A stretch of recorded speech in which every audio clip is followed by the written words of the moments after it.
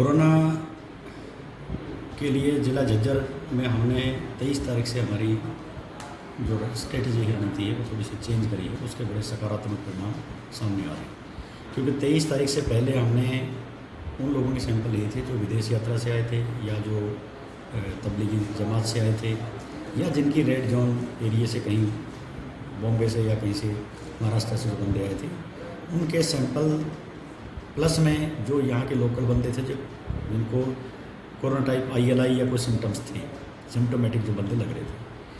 उनमें करीबन 250-300 सैंपल जो थे उसमें तकरीबन सारे सैंपल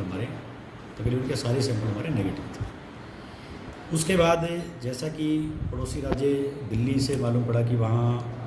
के अस्पताल जो हैं उनमें कई लोग संक्रमित, पैरामेडिकल स्टाफ हो गया, दिल्ली पुलिस हो गया है और आज़ादपुर मंडी में भी कुछ लोगों को इन्फेक्शन हुआ है। इसको देखते हुए हमने कि रैंडम सैम्पलिंग के तौर पे 23 व्यक्तियों के सैंपल 23 तारीख को हमने लिए, जिसमें सब्जी मंडी, वेंडर्स और अखबार के जो हॉकर्स हैं, काफ़ी कैटेगरीज थी जिनमें हमें लग रहा था दिल्ली पुलिस के medical paramedical staff, Delhi police से दिल्ली में अप डाउन करने वाले लोग हैं। उसमें ये निकल के आया कि एक व्यक्ति सब्जी मंडी का संक्रमित पाया गया जिला झज्जर। उसके बाद हमने उसके रिजल्ट हमारे को 26 को मिले। 26 के बाद हमने एग्रेसिव सैम्पलिंग रैंडम चालू कर दी, जिसमें झज्जर और बहादुरगढ़ की सब्जी मंडी शामिल है और उसके परिणाम यह आए कि 34 केस अब तक हो चुके, जिनमें से 6 केसेज को हम छोड़ दें अगर तो सारे के सारे सब्जी मंडी से संबंधित प्रथम दृष्टया सहायक पाई गई। और सब्जी मंडी में से भी उन्हीं के पॉजिटिव आ रहे हैं। हमने बहुत सी कैटेगरीज के लिए हैं जिन लोगों का आज़ादपुर सब्जी मंडी में आना जाना रहा। इनमें से कुछ लोगों ने सैंपल लेते टाइम भी मना किया था कि हमारा आज़ादपुर जाना आना नहीं होता है, परंतु उनकी भी जब लोकेशन निकाली गई है तो उनका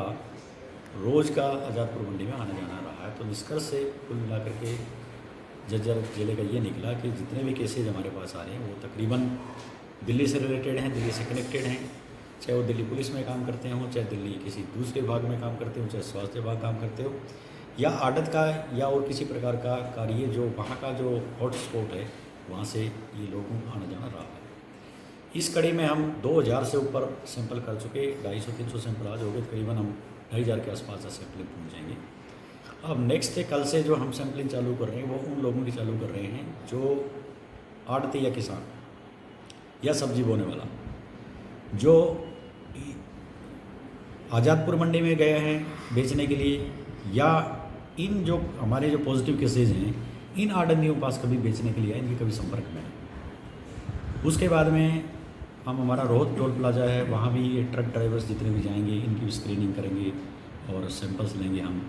इस प्रकार से किराना स्टोर वालों के हमने जो थे थोक में कल काफ़ी लोग में सैंपल लिए हैं, जिनमें से आज रिज़ल्ट आएंगे और रिज़ल्ट आने के बाद जो भी कार्रवाई होती है वो कार्रवाई अमल में लाएंगे। इसके अतिरिक्त हम उन कैटेगरीज़ को भी छूना चाहेंगे कल से जिस तरीके से मेडिकल लाल वाले व्यक्ति हैं। अब इस लॉकडाउन के दौरान एक तरीके से उन्होंने दवाइयाँ डायरेक्टली उन मरीजों को दी हैं जिनके संपर्क में रहे हैं,